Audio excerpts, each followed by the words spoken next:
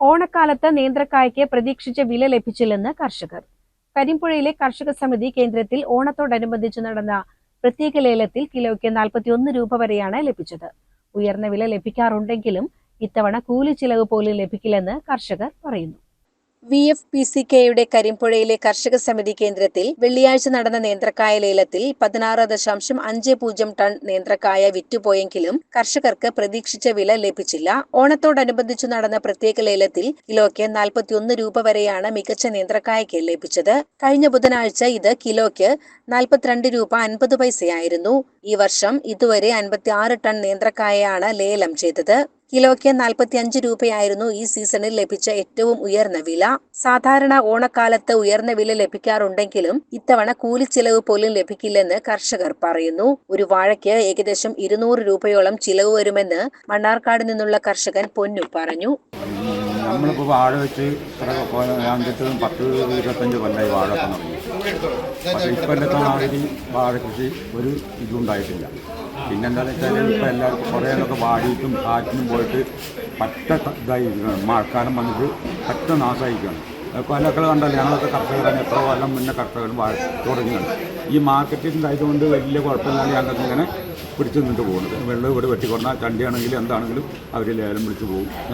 അതുകൊണ്ട് അവർ വലിയ കുഴപ്പമില്ല. കച്ചവടക്കാരാണെങ്കിൽ വന്നാൽ എടുക്കാൻ വിലയില്ല.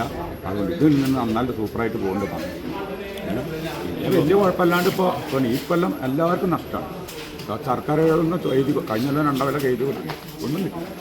നമുക്കറിയാം ഏറ്റവും വലിയൊരു പ്രതിസന്ധി എന്ന് പറഞ്ഞു കഴിഞ്ഞാൽ ഈ വന്യമൃഗങ്ങൾ കാലാവസ്ഥയൊക്കെ അതിൽ ഉൾപ്പെടുന്നതാണ്.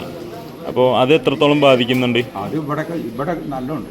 പച്ചശല്യാണെങ്കിൽ നല്ലുണ്ട്. ഞങ്ങൾ വേറെ സ്ഥലത്താണ്. അവിടെ ആനേൻ്റെ ശല്യം, പന്നി ശല്യം, പന്നി ഒരു കണ്ടൊക്കെ ഫുള്ള് കുത്തിപ്പോകും. പന്നി പിന്നെ എത്ര പേരായി വാഴയൊക്കെ ആയിട്ടും പന്നി കുത്തിക്കും. അതിന് ഫോട്ടോ എടുത്തിട്ട് നമ്മൾ മൊബൈലൊന്നും സൂക്ഷിച്ചിട്ടില്ല.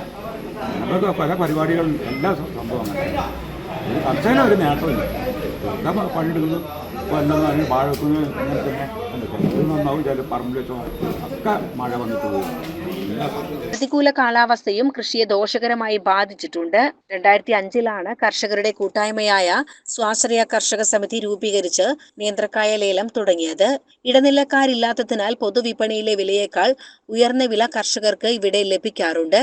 കഴിഞ്ഞ വർഷം 275 ടൺ നേന്ത്രക്കായ ലേലത്തിൽ വിറ്റഴിച്ചു. 1000-ലധികം ടൺ വിറ്റഴിച്ച വർഷങ്ങളുമുണ്ട്. നിലവിൽ 420 വാഴ കർഷകർ സമിതിയിലുണ്ട്. ഇതിൽ 200ഓളം പേർ സജീവമായി കൃഷിയിൽ ഏർപ്പെടുന്നു.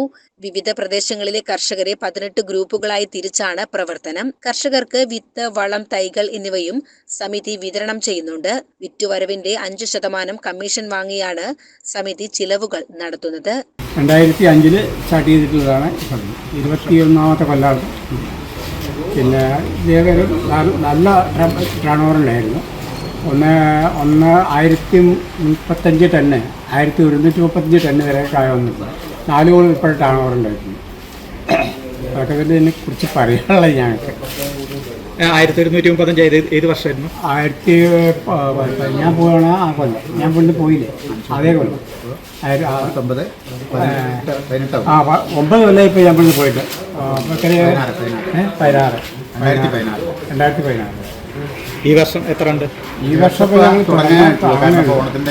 CCN കടമ്പഴിപ്പുറം.